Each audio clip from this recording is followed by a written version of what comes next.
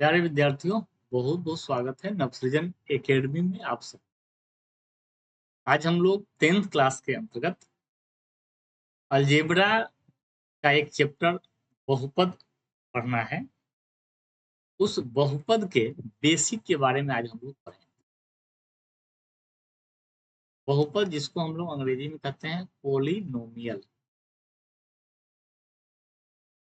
Main chapter को शुरू करने से पहले बहुपद के बेसिक्स के बारे में रिवीजन करेंगे, जो कि आपको पिछली कक्षाओं में पढ़ाए गए हैं। उसका एक बार दोहराव जरूरी है ताकि आप जो मेन सिलेबस है उसको आसानी से समझ सकें। बहुपद जो है उसको पढ़ने से पहले बीज गणित का कुछ बेसिक्स हम लोग पढ़ें, जिसमें एक मैथ के अंतर्गत पहला बेसिक्स होता है राशि, जिसको हम लोग कहते हैं अंग्रेजी में क्वांटिटी। गणित में राशि किसको कहते हैं? तो राशि वह होता है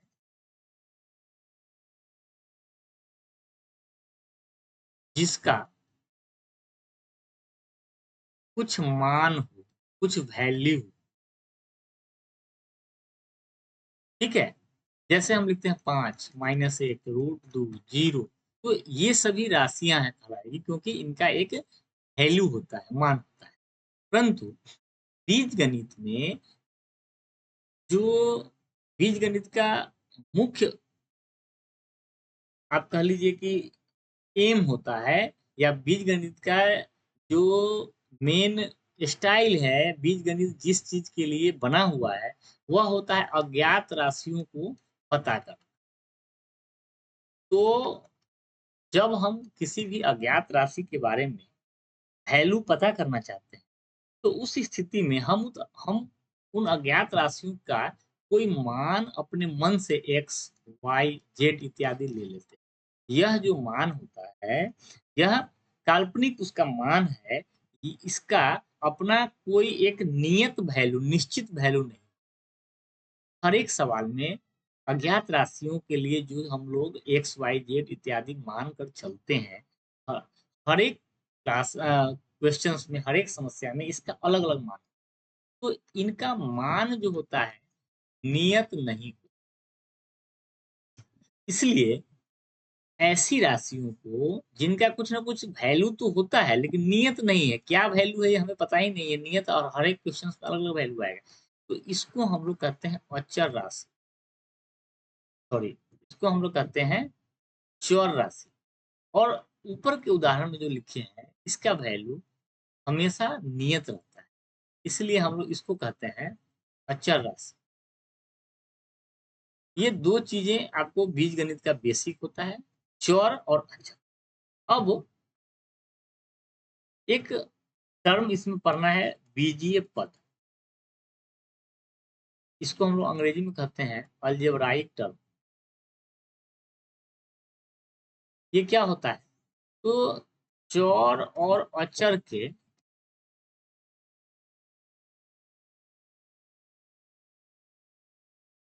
संयोजन से बने पद को बीजीय पद कहते हैं। जैसे हम लिखते हैं 2xy, 5x², 3/2 PQR²। इस तरह से हम कुछ लिखते हैं। तो यहाँ जो 2xy है यह एक पद कहलाएगा, टर्म कहलाएगा। और चूंकि इसमें चर और अचर दोनों का संयोजन है, दोनों का संयोग है, तो इसको कहेंगे बीजीय पद।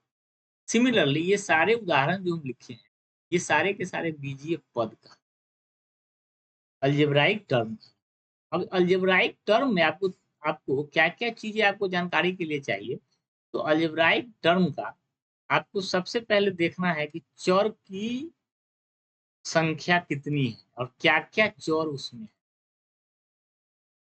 दूसरा चीज आपको ध्यान देखना है, उसमें अचर क्या क्या है और अचर क्या है जिसको हम लोग गुणांक कहते हैं। और तीसरा चीज देखना होता है आपको, किसी भी बीजीय पद का घात क्या है। ये तीन चीज किसी भी बीजीय पद में आपको जानने या देखने आना चाहिए। जैसे हम पहला उदाहरण देखते हैं 2x। तो यहाँ आप देख सकते हैं कि चर 2 है, एक x है और एक y है। तो हम लोग कह सकते हैं कि ये 2 चर वाला बीजीय। सिमिलरली अगले उदाहरण में पी क्यू आर एस बोल के यहाँ पे 4 चर है, तो ये 4 चर वाला बीजीय पद है। यहाँ पे एक ही चर है, यह एक चर वाला बीजीय पद। दूसरा चीज देखेंगे अचर क्या है। तो इस बीजीय पद में गुणांक के रूप में 2 है, अचर 2 का गुना है, इसलिए ये 2 इसका गुणांक है। 3/2 इस दूसरे बीजीय पद का गुणांक है, और 5 जो है इस तीसरे बीजीय पद का गुणांक है। ये आपको पहचानने आना चाहिए। और तीसरा चीज होता है घात। घात क्या होता है? तो बीजीय पद में जो चर है, चर का जो घात है वही उस बीजीय पद का भी घात होता है। अब अगर एक चर है तो उस चर का घात को ही बीजीय पद का घात कहेंगे, और एक से अधिक है तो सभी चर के घात को जोड़ दें। जैसे जो एक उदाहरण 5x² है, यहाँ पे एक ही चर है और इसका घात 2 है, तो इस बीजीय पद का घात 2 हो जाएगा। यहाँ पे देखते हैं 2 चर है, तो यहाँ एक घात है, यहाँ एक घात, दोनों को जोड़ दीजिए तो इस बीजीय पद का, इस पूरे बीजीय पद का घात 2 हो। तीसरा जो उदाहरण है, इस बीजीय पद में 4 ठो चर है। अगर इस पूरे पद का घात बोलेगा तो सभी चर के घात को जोड़ दीजिए, तो 1 1 2, 2 2 4 और 1 5, तो इस पद का घात 5। आशा कर रहा हूँ आपको ये समझ में आ रहा है। तो बीजीय पद आप लोग समझ गए। अब हम लोग पढ़ेंगे बीजीय पद। अगर आप समझ गए हैं तो हम लोग अब जानेंगे बीजीय व्यंजक के बारे में।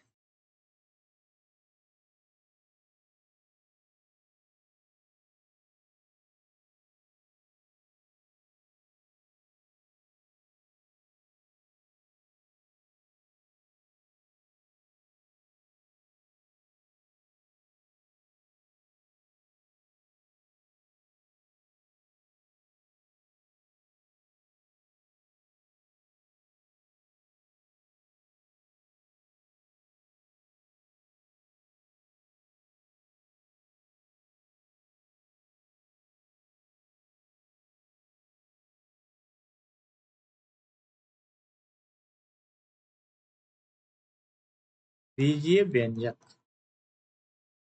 इसको हम लोग अंग्रेजी में कहते हैं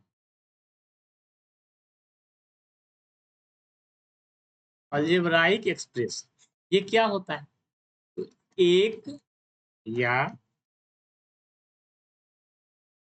उससे अधिक बीजीय पदों के संयोजन को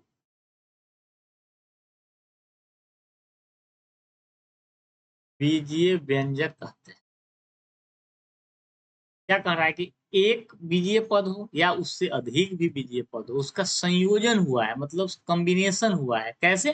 तो गणित की संक्रिया प्लस माइनस गुना भाग, तो ये सब संक्रियाएं हैं गणित की।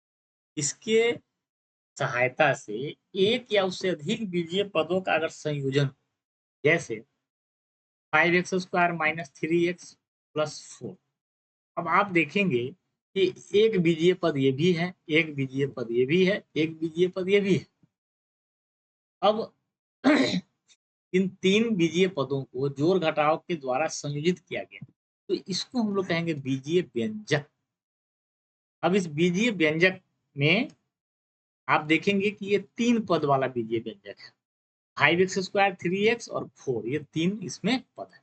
अगर हम 2x² y, यहाँ पे एक ही बीजीय पद है, फिर भी हम इसको बीजीय व्यंजक कह सकते हैं। 1/2 x³ minus √5x² plus 3x² y minus 7, ये भी एक बीजीय व्यंजक है। क्यों? क्योंकि इसका, ये सब बीजीय पदों के संयोजन से बना, तो ये सारे के सारे बीजीय व्यंजक कहलाएंगे। हम और कुछ उदाहरण लेते हैं। y² माइनस 1/y, ये भी एक बीजीय व्यंजक है। बीजीय पदों के संयोजन से जो भी एक्सप्रेशन बना वो सब बीजीय व्यंजक।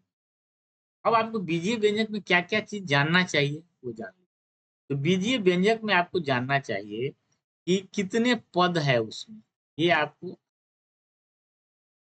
और जितने भी पद हैं उन सभी पदों का घात आपको पहचानने आना चाहिए।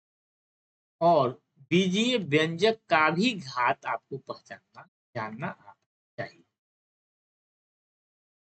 तो देखिए कितने पद है, ये काफी आसान है, आप नजर से देखेंगे समझ जाएंगे। जहां भी प्लस या माइनस का चिन्ह लगा है वो सब अलग अलग पद हो जाएगा। पदों का घात आप लोग अभी पिछले स्लाइड्स में बीजीय पद का घात आप जानते हैं। अब है बीजीय व्यंजक का घात, इसके बारे में नया है या बीजीय व्यंजक का घात क्या है कि अगर किसी बीजीय व्यंजक में एक से अधिक पद है या एक ही पद है, तो जिस पद का घात सबसे अधिक है, सबसे अधिक घात वाले पद का घात, यही उस बीजीय व्यंजक का घात है। जैसे 5x² - 3x + 4 ये एक बीजीय व्यंजक है। यहाँ तीन पद है, पहला पद का घात एक है, दूसरे पद का घात सॉरी पहले पद का घात दो है, दूसरे पद का घात एक है, और यहाँ पे घात नहीं है, मतलब इसके पावर जीरो है, यानी से घात। अब तीन पद में सबसे ज्यादा घात किसका है? 5x² का। तो ये घात दो जो है बीजीय व्यंजक, इस पूरे बीजीय व्यंजक का घात। अगर हम इसकी बात करें तो यहाँ दो पद है, पहले पद का घात है दो, और दूसरा पद जो है 1/y। तो 1/y का मतलब क्या होगा? आप लोग घातांक का नियम जानते होंगे, तो इसका मतलब है y के पावर -1। तो पहला पद का घात दो है, दूसरे पद का घात -1 है, परंतु जो अधिक घात है वो दो है, इसलिए इस बीजीय व्यंजक का घात भी दो। अगर हम इस उदाहरण में देखें, दूसरे उदाहरण यहाँ पे दो है और एक है, दोनों को जोड़ना पड़ेगा, तो इस पूरे पद का घात हो गया तीन, तो इस बीजीय व्यंजक का भी घात तीन है। सिमिलरली यहाँ इसके पावर तीन है, यहाँ दो है, यहाँ दो और एक तीन है, और यहाँ सात है, तो इसके पावर जीरो। तो यहाँ सबसे अधिकतम घात तीन है, तो इस बीजीय व्यंजक का घात भी तीन होगा। तो आपको पदों का घात जो है और बीजीय व्यंजक का घात, ये भी आप समझ पाए। अब हम लोग पढ़ेंगे बहुपद के बारे में।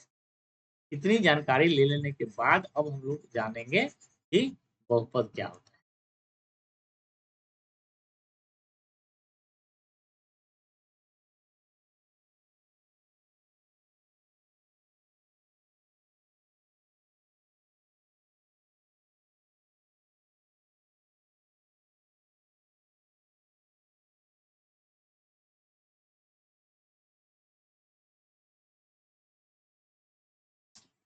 तो बहुपद जो होता है, सबसे पहली बात तो यह है कि बहुपद भी एक प्रकार का बीजीय व्यंजक, अर्थात जो भी बीजीय व्यंजक है सारे के सारे बहुपद नहीं होते हैं, कुछ खास बीजीय व्यंजक ही बहुपद होते हैं। वो कौन ऐसे खास है? तो वैसा बीजीय व्यंजक जिसके प्रत्येक पद का घात, जितने भी पद है सभी पद का जो घात है वह पूर्ण संख्या हो,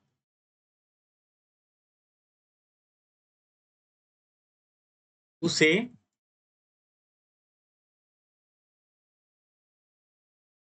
बहुपद कहते हैं। कहा है कि कोई बीजीय व्यंजक अगर है और उसके जितने भी पद हैं, उसका घात, सभी पद का घात एक एक करके, जितने भी पद है सारे पदों को देखना है, अगर उसका घात केवल पूर्ण संख्या ही हो, अर्थात ऋणात्मक घात -1 -2 ये सब नहीं, और दूसरा 1/2 घात 1/3 इस सब तरह का घात नहीं हो, ऋणात्मक नहीं हो और भिन्न के रूप में नहीं हो, क्या हो? तो केवल जीरो से लेकर के और धनात्मक संख्याएं ही हो, तब उसको बहुपद कहेंगे। जैसे हम लिखते हैं x² + 5x + 6, ये एक बीजीय व्यंजक है सर।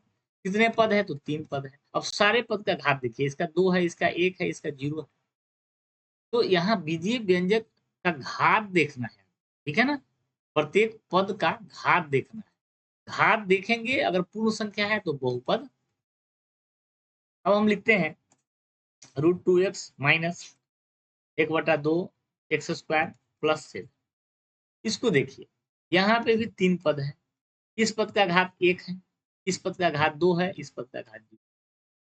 अब आपको घात देखना है, गुणांक का कोई इशू नहीं है। गुणांक जो है रूट में रह सकता है, फ्रैक्शन रह सकता है, अर्थात गुणांक जो है ये वास्तविक संख्या होना चाहिए।